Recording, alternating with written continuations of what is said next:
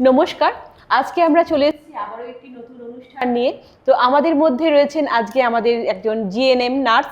উনি Tripura Santiniketan medical college থেকে মহিলা উদ্যোক্তা হিসাবেও কাজ করছেন। তো ওনার সাথে আজকে পরিচয় করে নেব। তার আগে বলবো আপনারা চোখ রাখুন আমাদের পজিটিভ বার্তার Facebook live, Tripura knowledge city ও আমাদের পজিটিভ বার্তার ইউটিউব চ্যানেলে। তো আজকে আমাদের মধ্যে যিনি ম্যাডাম রয়েছেন প্রিয়াঙ্কা বনি দেবনাথ ম্যাডাম। তো নমস্কার ম্যাডাম। নমস্কার। তো আমাদের পজিটিভ বার্তায় এসে আপনার কেমন লাগছে? আমি ফার্স্ট টাইম আগেও এসেছিলাম, এখন আমি সেকেন্ড টাইম এসেছি। এখানে এসে আমার খুব ভালো লাগছে। আর ডক্টর মলয়পীঠ স্যারকে অসংখ্য ধন্যবাদ যে এরকম একটা প্ল্যাটফর্ম তৈরি করার জন্য আমাদের। খুব সুন্দর, ভালো লাগছে সত্যি। আমাদের ডক্টর মলয়পীঠ স্যার যিনি আছেন আমাদের মহিলাদের জন্য অনেকটি ভাবেন এবং মহিলা উদ্যোক্তা যারা আছে তাদের জন্য সত্যিই ভেবেছেন বলেই আজকে আমাদের এই প্ল্যাটফর্ম তৈরি করেছেন এবং ওনাদেরকে কিভাবে এগিয়ে নিয়ে যাবেন সেই প্রিপারেশান উনি করছেন এবং সত্যি আমরা গর্বিত ওনার জন্য, আমরা মহিলারা কিছু করতে পারছি। একদম ঠিক। তো আপনি তো একজন মহিলা উদ্যোক্তা, তো মহিলা উদ্যোক্তা হিসাবে আপনার কিসের ব্যবসা? জামা কাপড়ের ব্যবসা, আয়ান ফ্যাশন অ্যান্ড বুটিক। আচ্ছা, তো সেটা কিভাবে পরিচালনা করেন? ওটা আমার একটা ছোট বাচ্চা আছে, ওকেও আমার দেখতে হয়। তারপর আমার যে শ্বশুর শাশুড়ি মা আছে ওরা আমাকে খুব সাহায্য করে ওই ব্যবসাটা চালানোর জন্য। যখন আমি সময় পাই তখন আমি চালাই, আর যখন আমি সময় পাই না, যে বাচ্চাকে নিয়ে একটু ব্যস্ত থাকি, তখন ওরা ওই কাজটা দেখে। বাহ, খুব সুন্দর। তার মানে পরিবারকেও আপনার ব্যবসার মধ্যে পাশে পেয়েছেন। হ্যাঁ, সবাই সাপোর্ট করে আমাকে।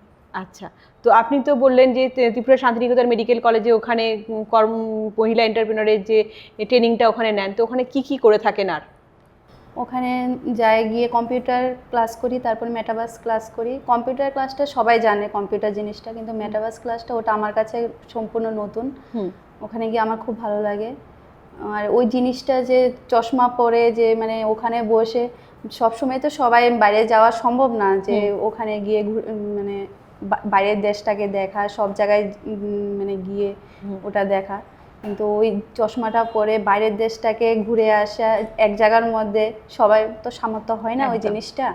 কারো হয়তো বয়সের জন্য কারো হয়ে ওঠে না, কারো টাকা পয়সার একদম হয় না, সেই জন্য আমার খুব ভালো লাগে ওই জিনিসটা।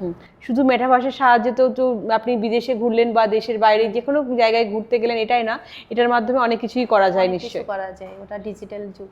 হ্যাঁ, ডিজিটাল একটা মাধ্যম, সেই মাধ্যমে আমরা জিনিস কেনা বেচাও করতে পারি, মিটিং অ্যাটেন্ড করতে পারি, ভিডিও কলে যেভাবে আমরা মোবাইলের সাহায্যে কথা বলি সেটার মাধ্যমে ওটা করতে পারি আমরা। তো মনে হয় যেন আমাদের পুরো মানুষটা কাছে আছে, এটা দিয়ে দেখলে এমনই মনে হয়। ঠিক, একদমই তাই। তো এরপরে জেনে নেবো, আপনি তো শান্তিনিকেতন মেডিকেল কলেজে আছেন, তো ওখানে পরিবেশটা যদি একটু আমাদেরকে বলতেন। ওখানে পরিবেশটা খুবই সুন্দর, সবুজ। তারপর ওখানে যে শাকসবজি করা হয়, ওখানে যে ছেলে মেয়েরা থাকে, হোস্টেলের মেয়েরা ছেলেরা, ওখানে ওই সব সবজি দিয়ে রান্নাবান্না করা হয়, খুব ভালো ওই সিস্টেমগুলো। তো ওখানে আর কি কি ভালো লাগে ওখানে আপনার? ওখানে যে আমাদের যে শান্তিনিকেতন মেডিকেল কলেজ, ওর পাশে আমাদের বাড়ি। আর ওই জায়গাটার মধ্যে আগে সত্যি কেউ যাওয়া আসা করতো না, এখন যে শান্তিনিকেতন মেডিকেল কলেজ হয়েছে ওটার জন্য সবাই যাওয়া আসা করে, জায়গাটাকে সবাই চেনে। এমনকি মানে অনেকেই চেনে না ওই জায়গাটাকে, আমাদের যে ওখানে একটা জায়গা আছে মধুবন রানী খামার, এই জায়গাটাকে এখন সবাই চেনে। মানে মেডিকেল কলেজ হওয়ার সুবাদে সবাই চিনতে পারছে এখন জায়গাটাতে। তো ওখানে যেতে গেলে কিভাবে যেতে হয়? ওখানে যেতে গেলে যাতায়াতের ব্যবস্থা আছে, ট্রেনের ব্যবস্থা আছে। এখান থেকে আপনি যদি অটো করে যান তাহলে রানীখামার গিয়ে, তারপর রানীখামার ওখান থেকে অটো আছে, অটো করে তারপর শান্তিনিকেতন মেডিকেল কলেজে। আচ্ছা, তো ওখানে তো ওপিডি পরিষেবাও চালু আছে, তো সেই ওপিডি পরিষেবাতে কিভাবে কি করা হয় সেটা যদি একটু বলতেন আমাদেরকে। 10 টাকার বিনিময়ে, ওখানে 10 টাকার বিনিময়ে বিভিন্ন ডাক্তারবাবুরা বসেন।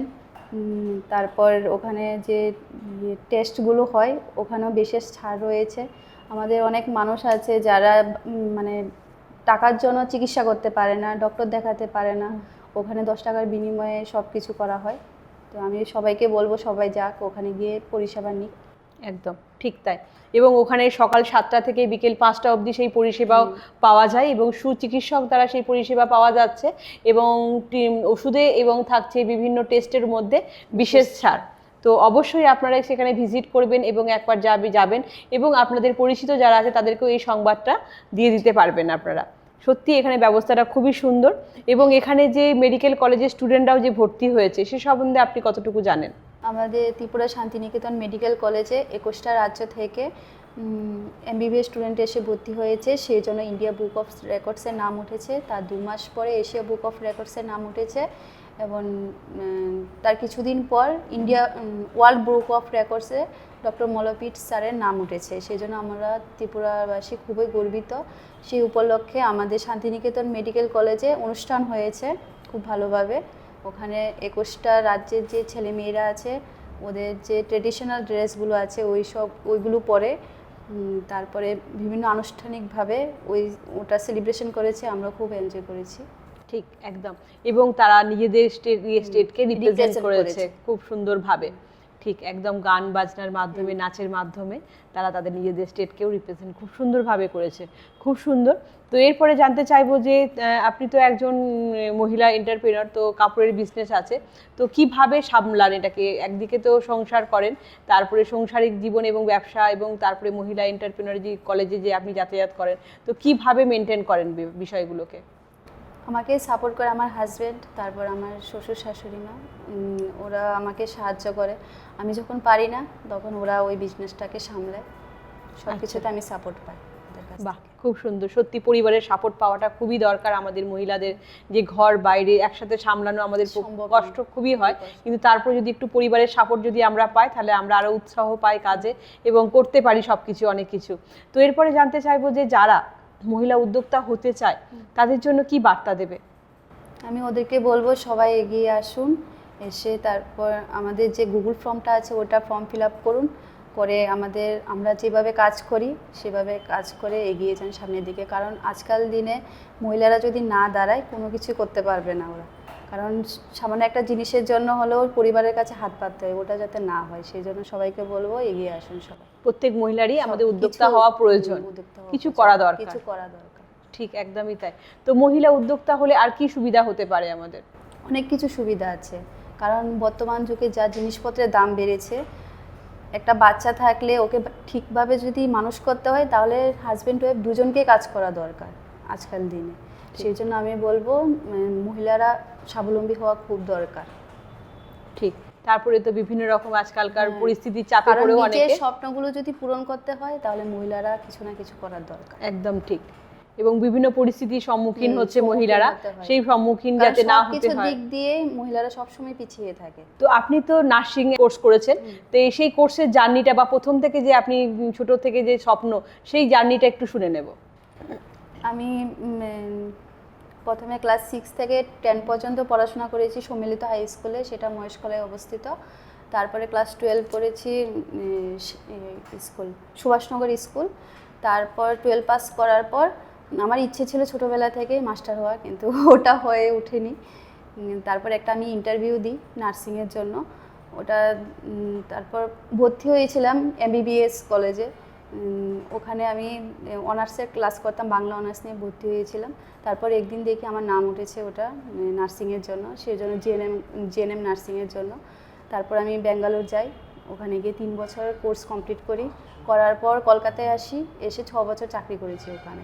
আচ্ছা, 6 বছর চাকরি করার পর তারপর বাড়িতে এসেছি। বাড়ি আসার পর তারপর বিয়ে হয়ে যায়। অনেকবার ট্রাই করেছি অনেক জায়গায়, আইজিএম, তারপর জিবি হসপিটাল, কিন্তু ওখানে কোথাও পাইনি। এখন বর্তমানে হাউসওয়াইফই আছি আমি। তো হাউসওয়াইফ তো আপনি থাকলেন না, আপনি তো উদ্যোক্তা, মহিলা উদ্যোক্তা, তো সেই হাউসওয়াইফের সঙ্গে সঙ্গে তো আপনি কিছু করছেন। ওটাই তো ঠিক একদমই তাই।